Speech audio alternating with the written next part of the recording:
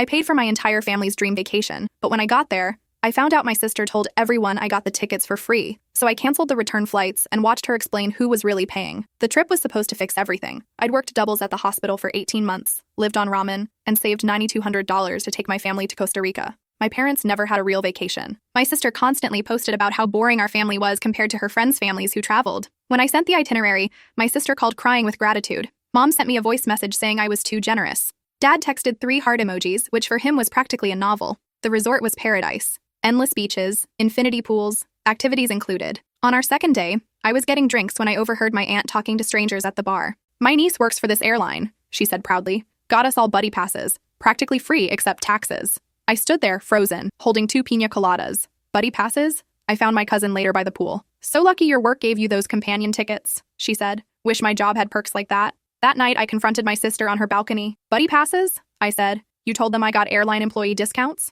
She wouldn't meet my eyes. I didn't want everyone feeling guilty that you spent so much. So you lied and made it seem like this cost me nothing. Does it really matter? She asked. Everyone's happy. We're all here together. It matters because I worked 70-hour weeks. It matters because this was every dollar I saved. She rolled her eyes. You're being dramatic. No one cares who paid what. But they did care. At dinner, my uncle kept talking about how amazing employee benefits were these days. How I should see if I could get more buddy passes for Christmas. My cousin asked if I could get her discounted flights to Europe. My sister smiled through every comment. Never corrected anyone. I went back to my room and opened my laptop, found the flight reservations, canceled every return ticket except mine. The fees were brutal, but I'd already paid for the insult of having 18 months of sacrifice erased. 3 days later, my sister burst into my room at breakfast time. The airline app says our tickets don't exist. That's strange, I said, not looking up from my coffee. I called them. They said someone canceled everything, probably a computer error. Her face went pale as understanding hit. You didn't. I did. Since everyone thinks these tickets were free employee perks, I figured actual money wouldn't matter. Are you serious right now?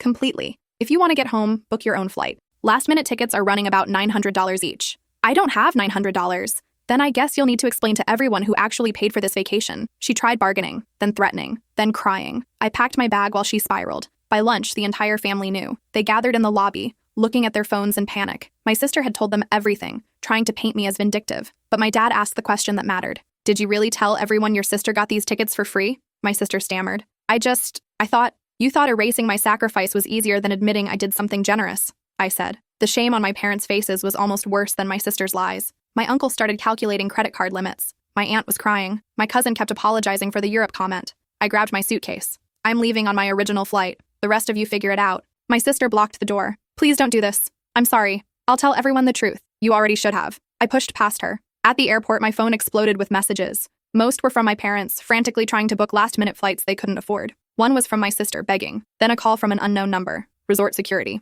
We need you to return immediately. A guest has filed a fraud report claiming you used her credit card information without authorization. Local police are involved. My sister's voice in the background, explaining something to officers. My hand tightened around my phone. I'm sorry, what? Miss, your sister has filed a report claiming you accessed her credit card without permission to book flights. The charges were significant. Costa Rican authorities take financial crimes very seriously. I felt my blood pressure spike. That's completely false. You'll need to return to the resort to provide a statement. If you board that plane, it could be considered fleeing jurisdiction. My sister's manipulation had reached a new low. She was trying to criminalize me for her lies. I'll be there in 20 minutes, I said through gritted teeth. The cab ride back felt longer than the flight from home. I used the time to pull up every receipt, every bank statement, every piece of documentation proving I'd paid for everything with my own money. When I walked into the resort security office, I found my sister sitting with 2 police officers, dabbing her eyes with tissue. She looked up when I entered, and for a split second, I saw calculation flash across her face before she resumed her tearful victim act. Officers, I said calmly, I'm happy to cooperate fully. But first, I'd like to understand exactly what I'm being accused of. The taller officer consulted his notepad.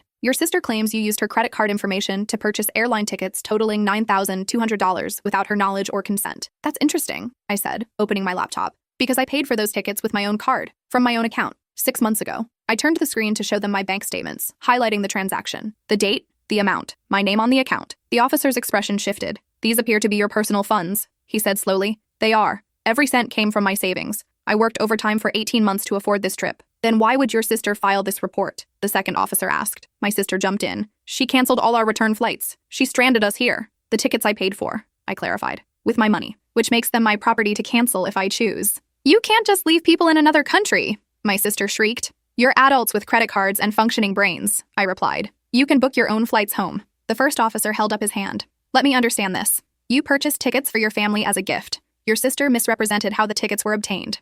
When you discovered her deception, you canceled the return portions of tickets that you paid for. Exactly. He turned to my sister. Do you have any evidence that she used your credit card? My sister's mouth opened and closed. Well, no, but did you give her permission to use your card at any point? No, because I didn't. I mean, she must have. So you filed a false police report, the officer said flatly. The color drained from my sister's face. I didn't mean to file a false report. She backtracked frantically. I just thought maybe she'd used my information somehow. I was confused. The stress of being stranded? Filing a false report is a criminal offense, the second officer stated, particularly when it involves allegations of fraud and theft. Wait, no, my sister said, standing abruptly. I made a mistake. Can't I just withdraw the report? You wasted police resources, the first officer said. Pulled us away from legitimate cases. That has consequences.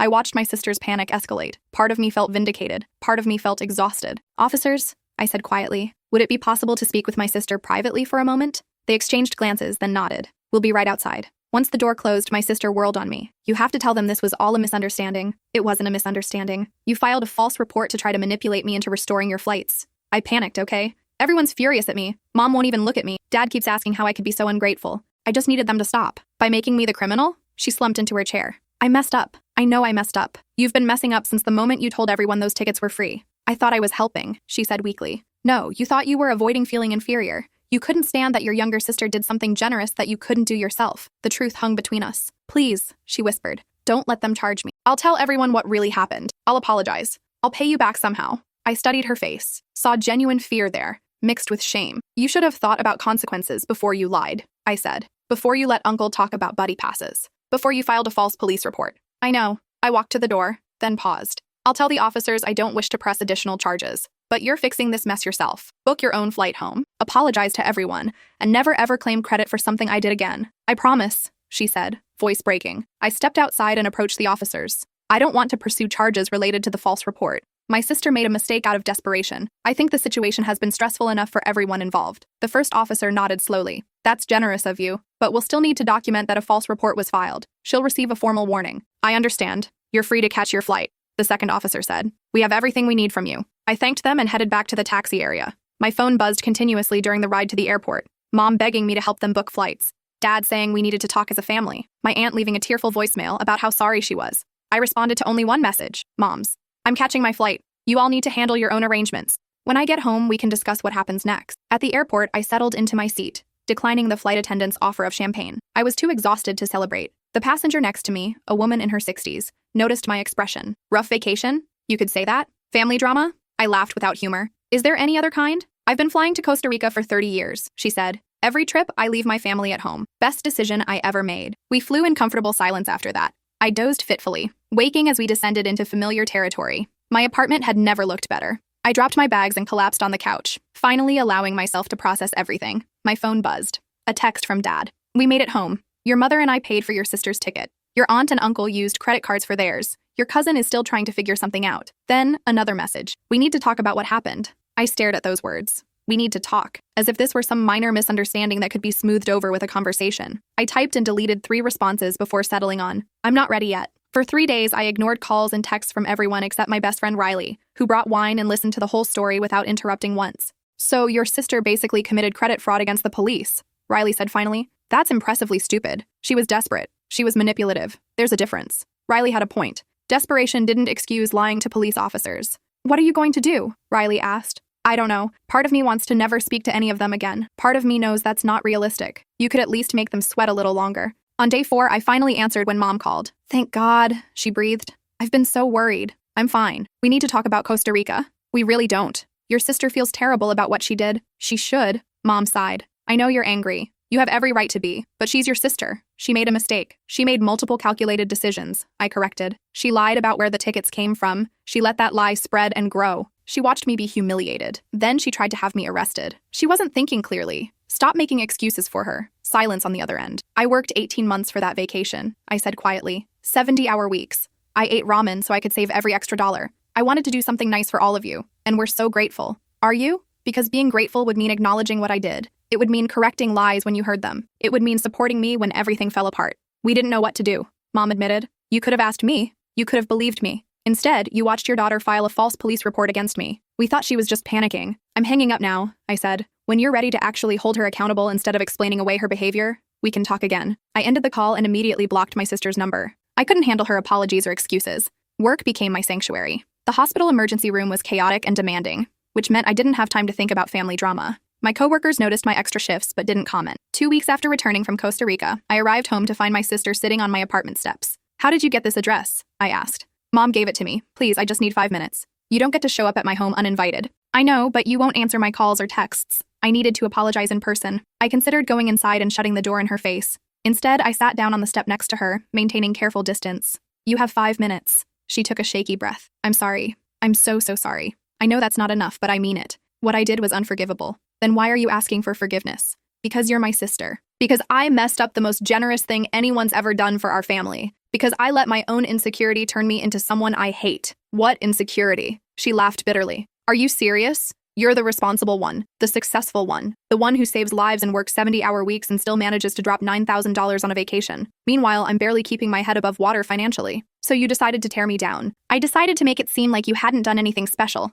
like it was just some work perk that fell in your lap. Because if it was easy for you, then I didn't have to feel so inadequate." At least she was being honest. "That's some twisted logic," I said. "I know. And then when you canceled the flights, I panicked. Everyone was looking at me like I'd ruined everything. So I tried to shift blame back to you. Make it seem like you were the one being unreasonable by accusing me of credit card fraud." She winced. "I wasn't thinking. I just needed them to stop being angry at me. So you tried to get me arrested in a foreign country. I know how it sounds. It sounds like you were willing to destroy my life to avoid accountability." She started crying. Not the manipulative tears from the resort, but genuine sobs that shook her shoulders. "I hate myself for what I did. I've barely slept. Every time I close my eyes, I see your face at the resort. How betrayed you looked." I sat with her pain for a moment, not to comfort her, but to witness it. "I don't know if I can forgive you," I said finally. "I understand, but I appreciate you acknowledging what you did." She wiped her eyes. "For what it's worth, I've been in therapy, trying to figure out why I do this kind of thing." "What kind of thing?" "Sabotage relationships. Tear down people I love when they succeed. My therapist says it's about self-worth. Your self-worth isn't my responsibility to manage."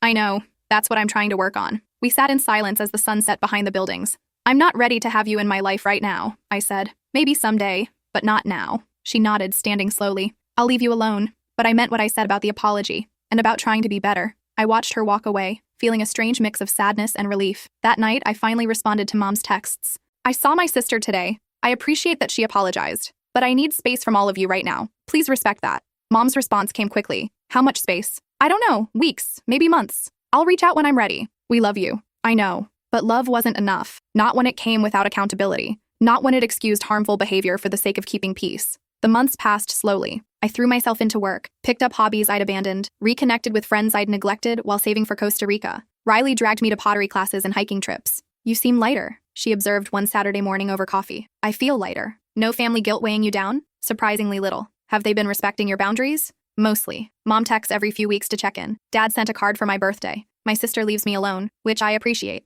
"Think you'll ever reconnect?" I considered the question. "Maybe, on my terms, when I'm ready." "That's fair." 3 months after Costa Rica, I received an unexpected letter, handwritten, from my sister. "I'm not sending this to ask for anything. I just wanted you to know that I've continued therapy. I've been diagnosed with depression and anxiety, which doesn't excuse what I did, but helps explain some of my patterns. I'm working on building my own life instead of tearing down yours. I got a promotion at work. I'm paying back Mom and Dad for the flight they bought me. Small steps, but they feel important. I hope you're doing well. You deserve every good thing. Your sister." I folded the letter carefully and put it in my desk drawer. Not forgiveness. Not yet. But acknowledgement that people could change. 4 months after Costa Rica, Dad called. I almost didn't answer, but something made me pick up. "Hi, Dad." "Hi, sweetie. I know you said you needed space, but I have something I need to say." "Okay. I failed you in Costa Rica. I failed you before that, too. I should have questioned your sister's story about the tickets. I should have protected you when everything fell apart. I should have believed you without hesitation." My throat tightened. "I've thought about it every day since we got back," he continued. "How we let you down. How we prioritized your sister's feelings over your sacrifice.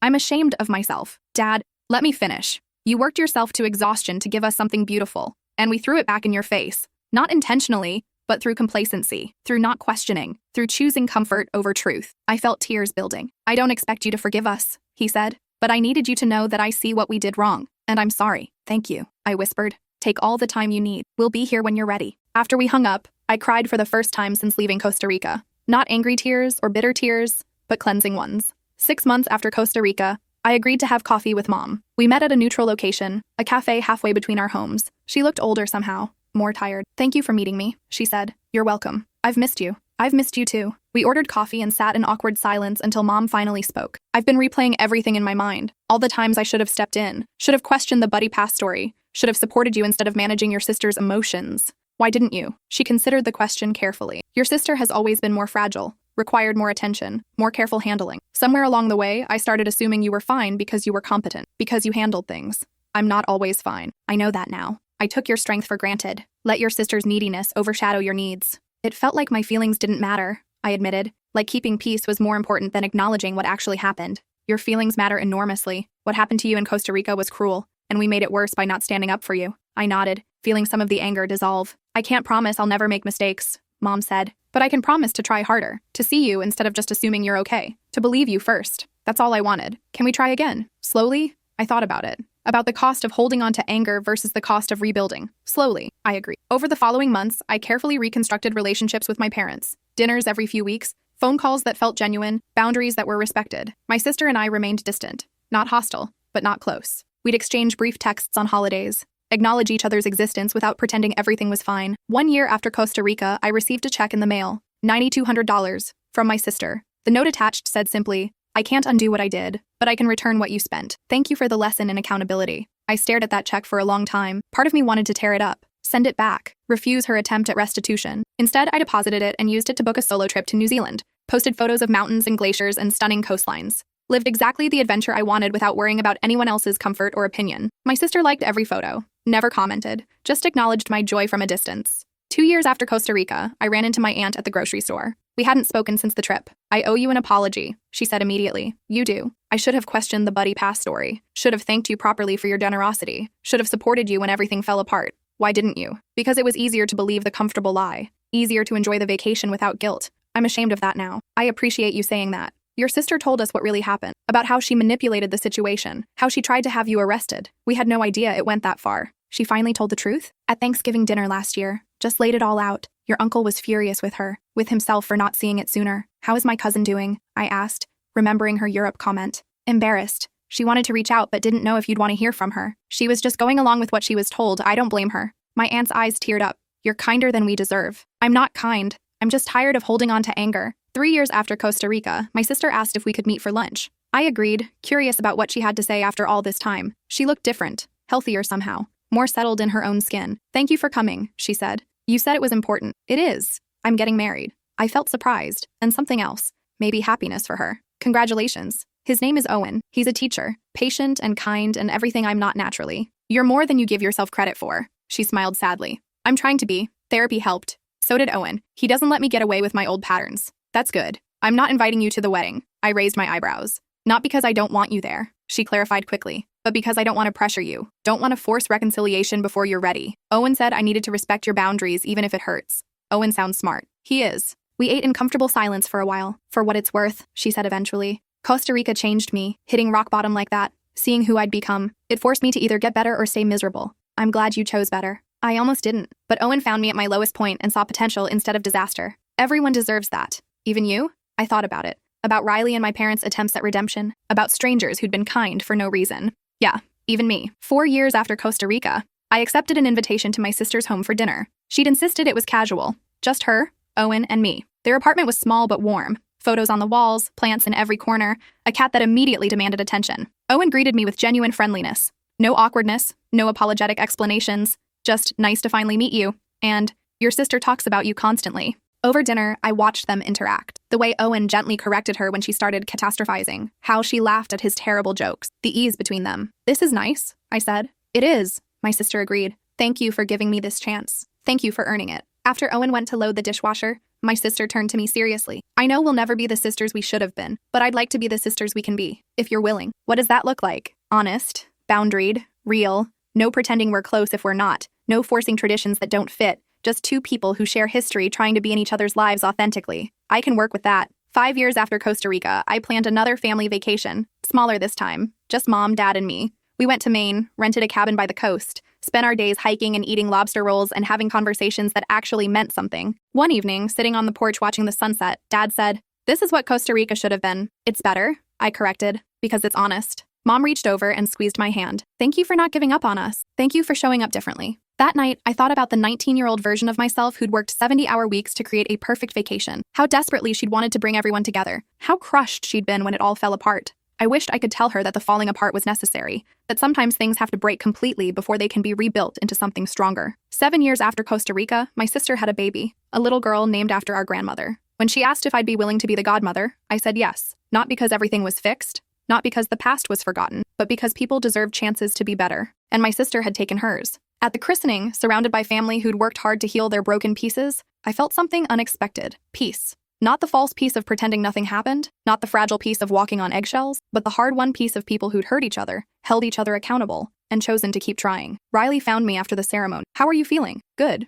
Really good. No regrets about Costa Rica? I thought about it. About the 18 months of saving, the humiliation at the resort, the canceled flights, the false police report, about all the pain that had followed. No regrets, I said finally. It taught me that my worth isn't in what I can provide for other people, that boundaries are necessary, even with family, that love without accountability is meaningless. Heavy lessons, worth learning. 10 years after Costa Rica, I married Riley. We'd fallen in love slowly, built on friendship and trust and mutual respect. My sister was a bridesmaid, not maid of honor. That went to my college roommate who'd been there through everything, but bridesmaid felt right, acknowledged our relationship without overstating it. During her toast, she said something that made me cry. My sister taught me that you can't erase your mistakes, but you can learn from them. That redemption isn't a moment, it's a process. That love means holding people accountable, not letting them off easy. I'm grateful every day that she didn't give up on our family, even when we gave her every reason to. Later that night, as Riley and I danced under string lights, I thought about the girl who'd saved $9,200 for a dream vacation. She'd gotten something better than a perfect trip to Costa Rica. She'd gotten a lesson in self-worth that would shape the rest of her life. She'd learned that her value didn't come from how much she could give or how much she could forgive. It came from knowing what she deserved and refusing to settle for less. She'd learned that family wasn't about blood or obligation. It was about mutual respect and genuine accountability. She'd learned that sometimes the kindest thing you can do is let people face the consequences of their choices. And she'd learned that healing isn't linear. It's messy and complicated and sometimes takes a decade, but it's possible if everyone involved is willing to do the work. As Riley spun me under the lights, I whispered, "Thank you." For what? For seeing me, for believing me without question, for never asking me to shrink myself to make others comfortable. That's just basic respect. It's rarer than you think. The wedding ended late. We drove to the airport for our honeymoon flight. As we checked in, Riley asked, "Where to?" "Somewhere we've never been. Somewhere with no expectations or history. Just us and possibility." "Costa Rica?" I laughed. "Absolutely not." We ended up in Iceland, watched the northern lights from a geothermal pool, hiked glaciers and explored volcanic landscapes, made memories that belonged only to us. On our last night, as we soaked in a hot spring under the stars, Riley said, "Tell me about the person you were before Costa Rica." Younger, more naive, desperate to prove my worth through what I could give others. And now? Now I know my worth is inherent, not earned through sacrifice or generosity, just there because I'm human and I matter. Took you a decade to learn that? Some lessons take time. We sat in comfortable silence, steam rising around us. "Do you think your sister really changed?" Riley asked. "I think she's trying, some days more successfully than others, but the trying counts for something." "And your parents?" "They showed up differently, made real effort, apologized without making excuses. That's all I can ask." "What about you? Do you think you changed?" I considered it. I became someone who values peace more than being right, who chooses boundaries over bitterness, who can hold space for both hurt and healing. That sounds exhausting. Sometimes it is, but it's better than the alternative. The stars reflected in the water around us, infinite and beautiful and indifferent to human drama. "I'm glad you canceled those flights," Riley said suddenly. "Yeah? It was the first time you chose yourself. Everything good that happened after came from that decision." Riley was right. Canceling those flights had been about more than punishing my sister's lies. It had been about declaring that my sacrifice mattered, that my feelings mattered, that I mattered. Everything else, the therapy, the boundaries, the rebuilt relationships, had flowed from that single act of self-respect. "Best $900 in cancellation fees I ever spent," I said. Riley laughed. "That's one way to look at it." We flew home the next day, back to our life together, back to jobs and responsibilities and the beautiful mundanity of everyday existence. My sister texted a photo of my goddaughter's first steps. I responded with congratulations and a promise to visit soon. Mom called to ask about the honeymoon, actually listened to my stories instead of redirecting to her own news. Dad sent a card welcoming Riley to the family, short and simple and from the heart. Small moments, small gestures, but they added up to something larger. 15 years after Costa Rica, I sat in my sister's living room watching my goddaughter open birthday presents. She was bright and funny, and nothing like either of us at her age. "Auntie," she said, holding up a toy airplane, "can we go on a trip together someday?" My sister tensed, waiting for my response. "Absolutely," I said. "When you're old enough, we'll plan something amazing, just you and me. And Mommy, if Mommy wants to come." My sister relaxed visibly. "I'd love that." Later, as I helped clean up wrapping paper, she said quietly, "Thank you for being in her life, for not punishing her for what I did. She's a kid. This isn't her burden to carry. Still, it means everything." I thought about cycles of hurt and healing, about how easy it would have been to stay bitter, to cut everyone off and never look back. Some people would have said that was the healthy choice, complete separation from toxic family. But health looks different for everyone. For me, it meant carefully rebuilt relationships with clear boundaries. It meant holding people accountable while also holding space for growth. It meant refusing to let my sister's worst moment define her forever. How's therapy going? I asked. Good. I still see Dr. Palmer twice a month. Work through old patterns. Try to be better than yesterday. That's all any of us can do. 20 years after Costa Rica, I received an invitation to my sister's vow renewal. 20 years of marriage to Owen. 20 years of choosing growth over comfort. The ceremony was small, just close family and friends. My goddaughter, now a teenager, read a poem about second chances. During her speech, my sister acknowledged the journey. 20 years ago, I married a man who saw potential in my broken pieces. 10 years before that, I almost destroyed my relationship with my sister through my own insecurity. I'm grateful every day for the people who loved me enough to hold me accountable while still believing I could change. She looked directly at me. Thank you for not giving up on our family,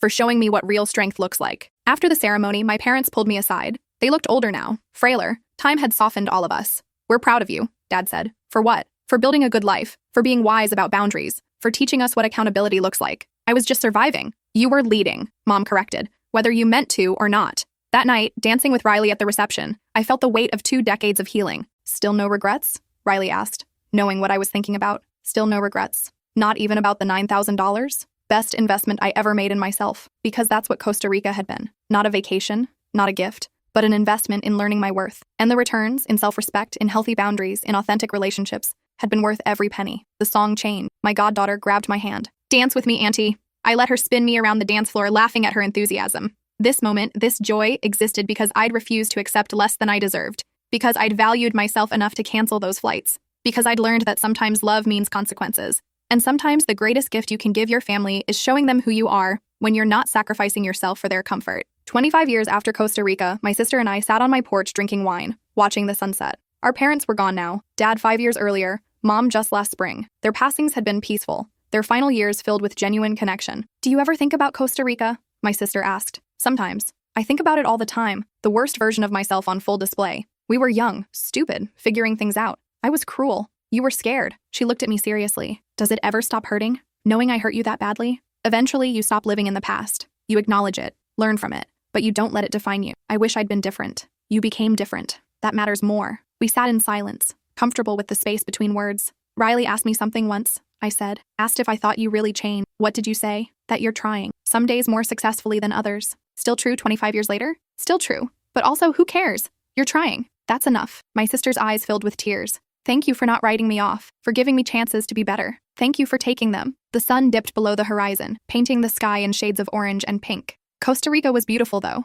my sister said quietly. The parts before everything fell apart. It was. Think you'd ever go back? Maybe, with Riley, on our terms. If you do, send me a picture. I will. 30 years after Costa Rica, I stood in my kitchen making coffee when the memories hit unexpectedly. The resort, the piña coladas, the look on my sister's face when she realized I'd canceled the flights. But this time, instead of anger or hurt, I felt something else. Gratitude. For the lesson learned, for the boundary set, for the person I'd become because of it. My phone rang. My goddaughter, now an adult with a career and life of her own. Morning, Auntie. Got a question for you. Shoot. I'm planning a family trip. Got a decent bonus at work. Want to take Mom and Dad somewhere nice. Any advice? I smiled at the full circle moment. Yeah, make sure they know you're paying. Make sure they thank you properly. And if anyone tries to diminish your generosity, shut that down immediately. She laughed. Learned that from experience? Something like that. Thanks, Auntie. Love you. Love you too. After we hung up, I poured my coffee and sat on the porch where my sister and I had talked 5 years earlier. Riley joined me, settling into the chair next to mine. What are you thinking about? Costa Rica. Ancient history. Important history. Still no regrets? Still no regrets. Because 3 decades later, I understood something I couldn't have known at 23. The vacation I'd planned had failed, but the lesson I'd learned had succeeded beyond measure. I'd learned that my worth wasn't in what I could provide, that boundaries were love in action, that accountability and grace could coexist. I'd learned that some people would rise to meet your standards, and some wouldn't, and both outcomes taught you something valuable. I'd learned that the family you build, through intention and respect and genuine care, matters more than the family you're born into. And I'd learned that the best investment you can make is in your own self-respect. Even if it costs $9,200 and a lot of pain. Even if it takes 3 decades to fully appreciate. Even if it means canceling flights and watching relationships break before they can rebuild. Because on the other side of that pain was a life lived on my own terms. With people who valued, in relationships built on honesty rather than obligation. And that was worth every penny. Riley reached over and took my hand. You okay? Yeah, just grateful. For what? For learning the hard lessons young enough to build a good life. For people who showed me what real love looks like. For having the courage to cancel those flights.